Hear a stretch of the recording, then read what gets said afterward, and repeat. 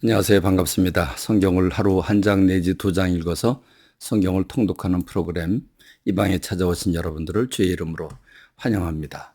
오늘은 신명기 30장에 나오는 말씀을 함께 묵상하면서 오늘 하나님의 말씀이 저와 여러분 가슴 신비에 새겨지고 그 말씀을 실천에 옮겨서 복을 받고 누리는 저와 여러분이 되기를 바랍니다.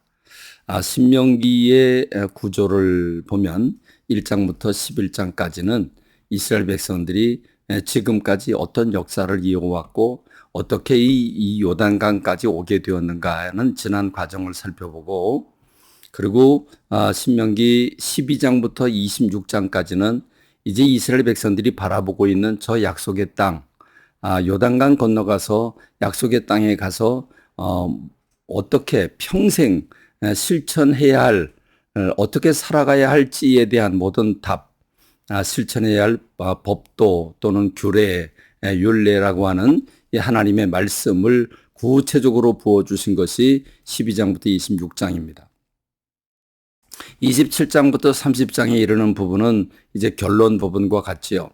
27장에서 너희가 이제 요단강 건너가 에발산에 가면 거기서 돌을 취해다가 석회를 바르고, 그리고 거기에다가 하나님이 지켜야 할 말씀 주신 것들을 다 새겨 넣어서 항상 그것을 보고 잊지 않도록 해라. 그러면서 하나님은 에발산의 6지파, 거리심산의 6지파를 세워놓고 축복과 저주를 맹세케 하시는 말씀을 볼 수 있습니다. 그리고 출애굽기 28장에서는 신명기 28장에서는 아주 구체적으로 순종하면 어떤 복이 있을 것인지, 불순종하면 어떤 저주가 임할 것인지에 대해서 언약의 결론적인 부분을 말씀하고 있습니다.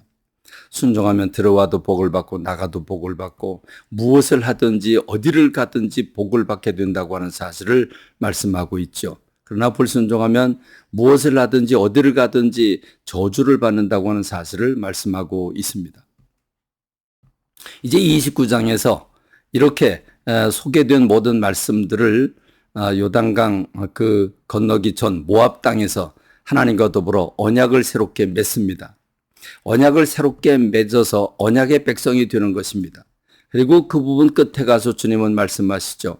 지금 이 언약을 모압 땅에서 지금 언약을 맺고 있는 것은 출애굽한 1세대와 더불어 맺는 게 아니고 지금 하나님 앞에 서 있는 살아있는 너희들, 자녀 세대인 너희들과 하나님과 언약을 맺는 거다 하는 말씀을 주시면서 이 언약은 너희뿐만 아니라 오늘 여기 있지 않은 너희 후손들과 신약 백성들과도 더불어 맺는 것이다 라고 말씀을 하시고, 너희가 만일 이 말씀을 소홀히 여기고 우상을 숭배하고 하나님의 말씀에 불순종하게 된다면 이 약속의 말씀대로 저주가 임하게 될 것이고, 그렇게 저주가 임하게 되면 후손들이 그 저주스러운 삶을 살아가면서 우리가 왜 이렇게 되었는가, 하나님의 말씀을 지키지 않아서 이렇게 되었구나, 그래서 안 믿는 모든 이방 나라가 저 이스라엘을 봐라, 이스라엘 왜 저렇게 저주를 받았지, 하나님의 말씀을 지키지 않아서 그래, 그래서 저주의 모델이 될 것이라고 하는 말씀을 주고 계십니다. 자, 그런데 신명기 30장에서 1절에서 10절의 말씀을 보면 너희들이 그렇게 하나님 말씀을 실천하지 않아 저주를 받아서 징계를 받아서 남의 나라에 쫓겨가게 되고 거기서 종살이를 하게 되면, 그래서 고생을 하게 되면 깨달음이 올 것이다. 너희가 우리가 하나님을 떠나서 이런 저주를 받고 있구나, 깨달음이 오느냐? 깨달음이 오고 하나님의 말씀이 기억이 나거든 그 즉시로 하나님께로 돌아오라. 하나님 말씀으로 돌아와라. 말씀대로 순종하고 말씀대로 하나님을 사랑해라.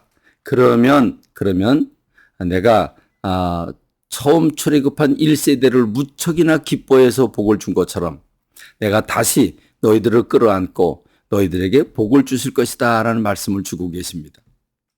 이 말씀을 주고 난 다음에 주님은 내가 너희들에게 지키라고 하는 이 말씀이 그렇게 어려운 거냐?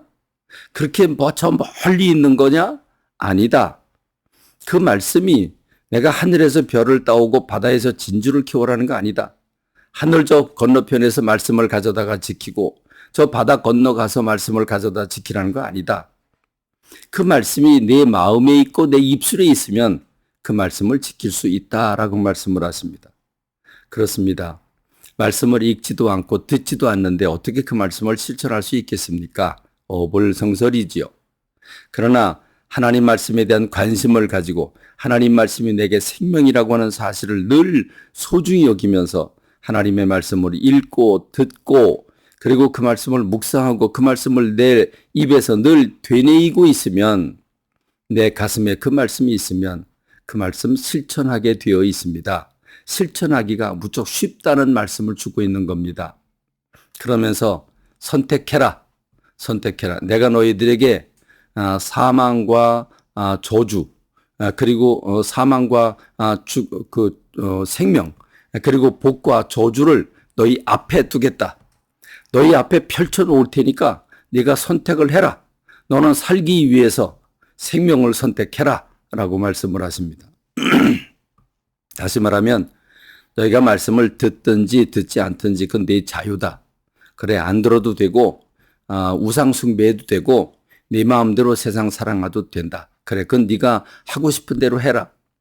그러나 네가 행동한 것, 네가 선택한 것과 네가 행동한 것에 대한 책임은 네가 져라. 주님은 말씀하고 계십니다. 여러분 분명히 천국과 지옥은 존재하고 있습니다. 하나님의 심판은 반드시 임할 것입니다. 우리 모두 하나님의 심판대 앞에 서게 될 것입니다. 대충 살아서는 안 됩니다. 아무렇게나 살아서는 안 됩니다. 그저 세월이 지나가면 되겠지 생각하면 안 됩니다. 반드시 결산할 때가 있다고 하는 사실을 기억해야 합니다. 그러므로 하나님께서 오늘 생명과 복과 사망과 화를 네 앞에 두었으니 네가 선택을 해라. 선택은 자유이지만 그 선택한 그 행동에 대해서는 선택한 결과에 대해서는 네가 책임을 져라 말씀하고 있습니다. 아주 무서운 말씀을 주고 있는 거죠. 그렇습니다. 하나님의 말씀을 사모하십시다. 하나님의 말씀을 생명처럼 여깁시다. 그리고 그 말씀을 들으십시다. 그 말씀을 아주 세밀하게 읽으십시다. 그리고 하루 종일 그 말씀을 되뇌이십시다. 그리고 그 말씀을 실천함으로써 복의 모델이 되고 여러분은 복을 누리고 천국의 삶을 살아가고 예수 그리스도를 닮아가는 저와 여러분이 되기를 간절히 소망합니다. 감사합니다. 말씀 뵙겠습니다.